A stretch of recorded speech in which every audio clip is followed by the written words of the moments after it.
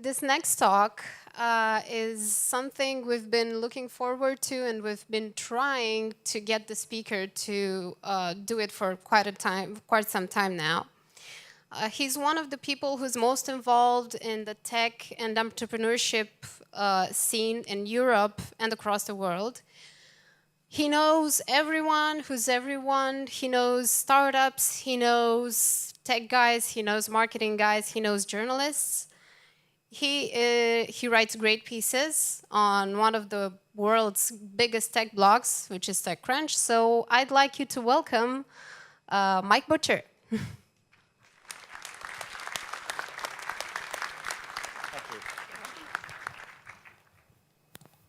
Okay, hello everyone. How are you? Right. Where are you? Fucking hell, there's a load of you, isn't there? Goodness me. You're all over here. I'm going to have to do a lot of walking. This is going to be like, I'm going to walk 100 miles. I need to put Runkeeper on. Let's walk over here. Hello. Oh, left the stage. They said stand in the light. There's the light. Hello everyone. My name is Mike Butcher. When I go to Germany, they say, Mr. Butcher, Butcher. And I say, no, Butcher. And they say, yes, Butcher. That's because I don't have like the two things over the U. So I'm going to just talk about what I know about Europe, and I don't have tons of jokes in here. I'll try to think some jokes. But most of the stuff here is quite serious. And the thing is it's about, God, I'm going to have to do this all the time. There's more of you over there than there is over here. There's more seats over here. If you haven't got a seat, come over here. The thing about it is that I'm just trying to kind of get you guys into the ecosystem because you're all new blood, flesh, meat, fresh meat here in Romania. It's appropriate, is it not? I love the way everybody here is, all the guys are called, you're all called Dragos, aren't you? You're Dragos, Dragon. Love it. I better start doing the speech, otherwise I'm just going to spend all my time loving you guys. Right, let's do the speech. That's my email. Good luck emailing me. Where do I point the clicker? This way? Okay, right. This is a mess. This is a bloody mess. Look at this. Ridiculous. Oh, okay. There I am. Oh, wow, how meta. Hello? I'm up here. No. Turn around, you bastard. Right. There we are. Oh, look at that. Oh, look at this. Europe's a mess. We're a mess. We're not like America. America. Oh, yeah. We're a mess. But we can figure this out. Okay? Web 2.0, remember that? Isn't that a lovely phrase? Doesn't it make you feel warm inside? Web 2.0. Oh, those happy days. It came along and it created this thing, the network effect. So even though Europe is a mess, stay in the light, Butcher. Even though Europe is a mess, the network effect of what Web 2.0 was about actually helped us. Hello, Robin. Actually helped us because even though we're a mess, the network effect is fantastic. It's great for us because it means talent can come from anywhere. We don't necessarily need to have enormous, one big ecosystem. Hello, take the photo. Okay. And we got all of this, events everywhere, proliferating. Here's Ryan Carson drinking the water with Mark Zuckerberg in London in 2007, 2008. 5 minutes ago. But it meant that all of you doing this here in How to Web created their own ecosystems. And the thinking matured. We got lots and lots of new kinds of things. Instead of the old ecosystem of tech, or IT, remember IT? We don't talk about IT anymore, we talk about tech. We talk about lots and lots of things to do with tech. Lots and lots of new design thinkings, new concepts, share economy, all of these things. So we don't talk about IT anymore. Who talks about IT? If you talk about IT, shoot them. Shoot that bastard. Don't talk about IT. So, what do we get? Startups. As Mao, that great thinker who killed 60 million Chinese people, man I greatly admire. No, that's a joke. British humour. Mao said, "Let 1,000 flowers bloom." And that's exactly what's going on right now. So, but fast-moving ecosystems with thousands of startups produced every day are not democracies. They are not democracies. They are ecosystems, and ecosystems have filters. You need to be aware of the filters. So the filters are what runs Europe. There's no one great dictator, the great dictator. There's no one person running everything. There are lots and lots of filters. And if you get into the filter mechanism, is there water up here? Throw me a bottle of water, somebody. If you get into the filter mechanism, hello, ow.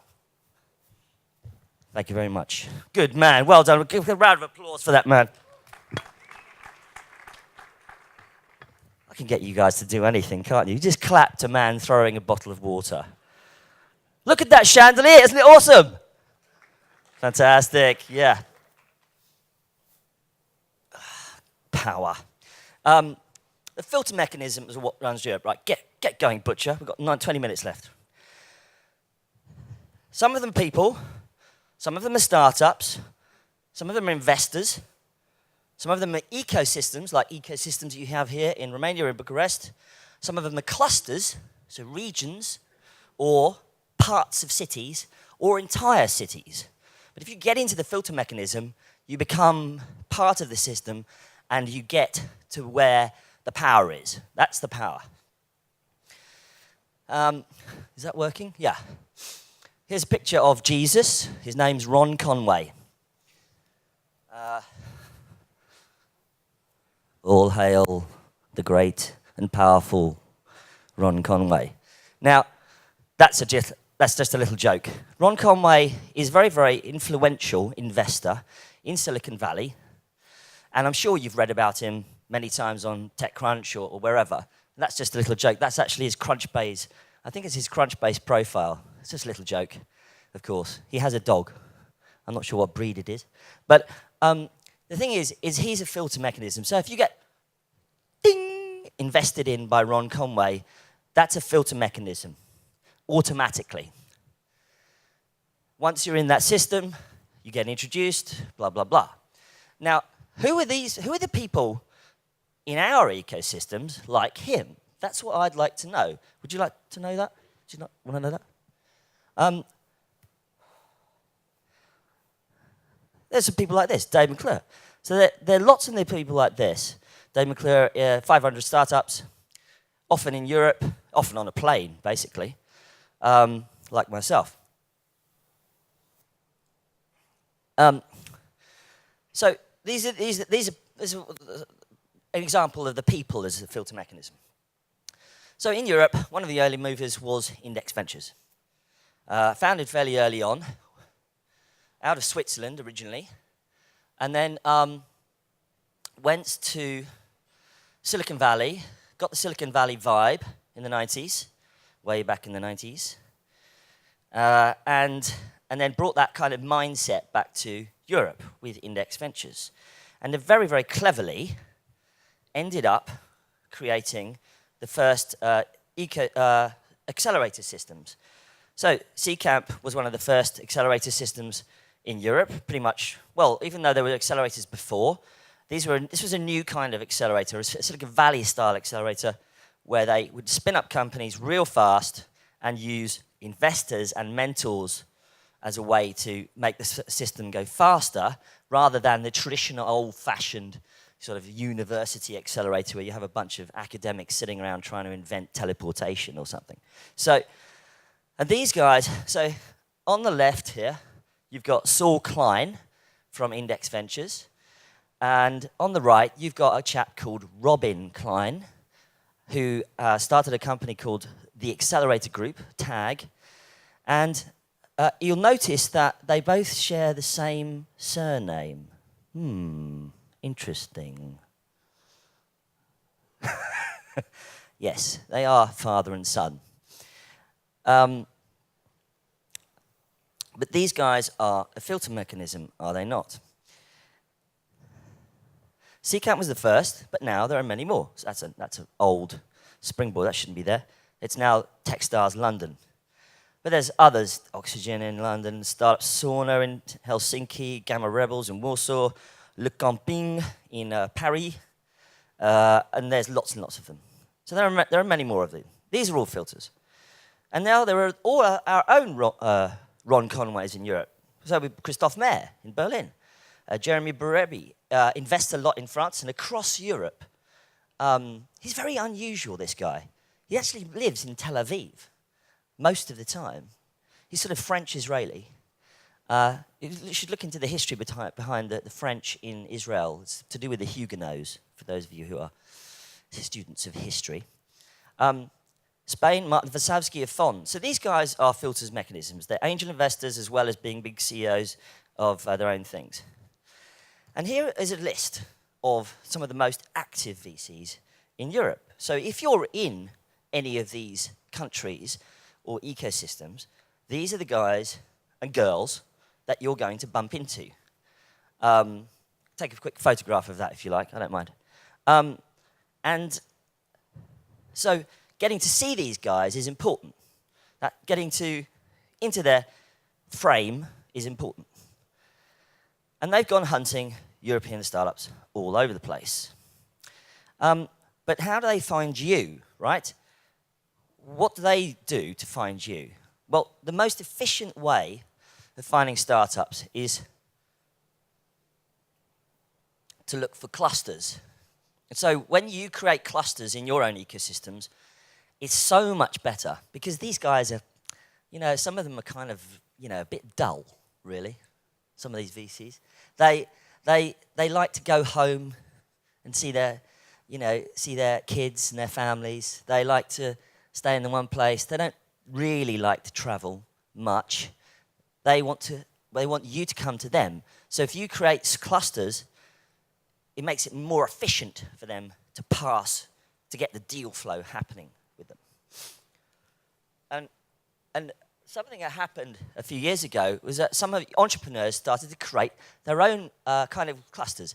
Now, Silicon Roundabout was something that happened in London, but it didn't really exist prior to that.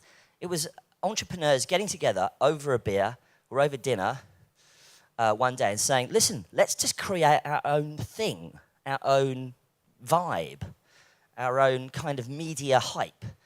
And they literally, one day, in a bar said, right, we're going to call it Silicon Roundabout.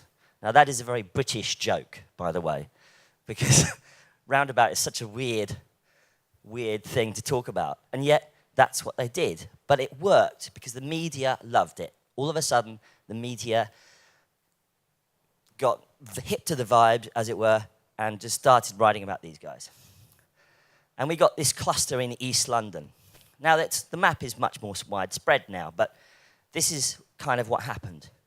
And it made it easier for the media then to try and find the startups. And if the media can find you, then the investors can find you as well. Silicon Alley in Berlin. Alley is kind of German for street or something. But they got their own thing going on in the former east side of Berlin. Silicon Sentier in Paris. Similar, another cluster. It's a way for investors and media people to filter what's going on so that you can reach them and you can get into the ecosystem. In fact, we can graph this, as you can see. Specialty coffee shops, Wi-Fi, startups. Very, very useful. So now they've been joined by more early-stage investors in Europe. New kids on the block. Here's a list. Some of these in London, they're all over the place. Many of them invest internationally, invest across Europe, and they get on planes, just like you guys. You guys need to get on planes as well. You can't just stay where you are. Here in Europe, thank God for EasyJet, huh? We've got to get, I love EasyJet. So these are new kids on the block. We've got a proliferation of new funds. Now, more angels. They're coming through. Some of them are serial entrepreneurs. Some of them are professional angels. And also, the startup CEOs are filters as well. Here's a picture of a group of entrepreneurs in London called IceList. The ice guys, they all go skiing together. They go on holidays. They trash hotel rooms. They cause enormous amounts of damage wherever they go. But they are actually quite fun, and they're really, really incredibly driven entrepreneurs. Very, very driven. And they themselves, the successful ones, are starting to become investors as well. And so if you know these guys, if you know the equivalent of these guys in your city, in your town, in your country, they are also filters and mechanisms to get into Europe and get big. And also, co-working ecosystems. I'm a co-founder of Tech Hub. That's my interest declared, no more advertising. But there are many others in London. Trampery, Level 39, specializing in financial tech startups. Hoxton Mix, Club Workspace, you name it. Warsaw Gamma Rebels, Startup Yard in Prague, Berlin, you name it. They're all over the place. And these are also ways to get into the ecosystem. And the media, of course, we've got plenty of media now in Europe. I just asked Bogdan if there's a really good blog writing about Romanian startups. And I think he's actually doing a great job writing about startups here in Romania on the How to Web blog. But let's have more media. More media is good. It's good for startups. It gets you into the ecosystem, especially if it's in English. It makes you international from day one. And I want to give you some advice. I want you to learn how to pitch the media. Please note these URLs. These are really, really important. It's a way of talking to the media, understanding what's going on, how to talk to journalists. And the second thing is this URL about network. It's actually a post written by Michael Arrington. Michael Arrington, the founder of TechCrunch, wrote this really brilliant blog article about how to actually meet people. Because you know what? Here's a little story.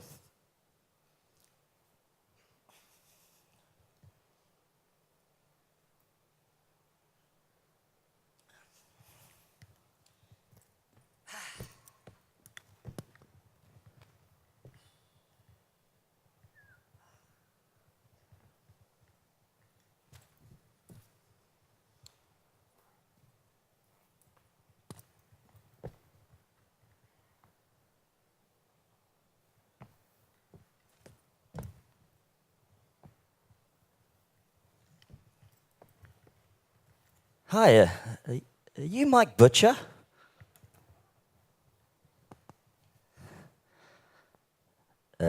Yeah. Oh, great, awesome. Could I pitch you my startup? Now, that is not the way to deal with the media, okay? It happens. Now, don't talk to journalists that way. You don't talk to anybody that way, really, do you? Very often, especially guys. Come on. So, learn how to network right. That's my advice to you. Now, I'm excited because we're getting some really good, what I call gravity. Gravity in Europe. The hubs are forming. It doesn't mean to say that you can't be a hub. You can be a node on the hub. You could be a big hub. It doesn't matter. You just grow what you've got and you link to the other hubs. Link to the other hubs. You don't have to create your own Silicon Valley. Fuck that. Fuck that. Create your own hub as part of the network, because the network is stronger than you will ever be in your own right. So you link to these big hubs that are starting to form, and you make it happen from there.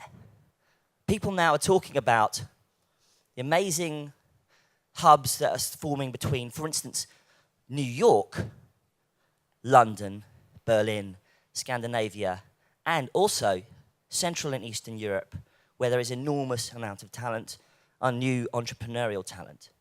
But link to these hubs, and then you get into the ecosystem, you find out who has the power, who is the filter, and that's the way you get into the ecosystem.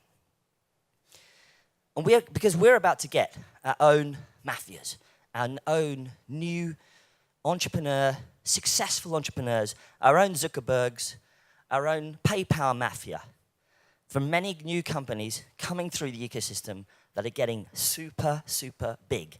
We just heard from King.com getting very big, and that's going to create its own, the founders of those companies are going to go on to become the next angels, the next investors, the next filters.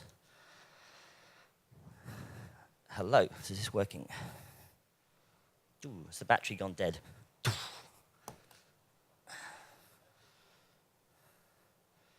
Okay, switch to the next slide, manually.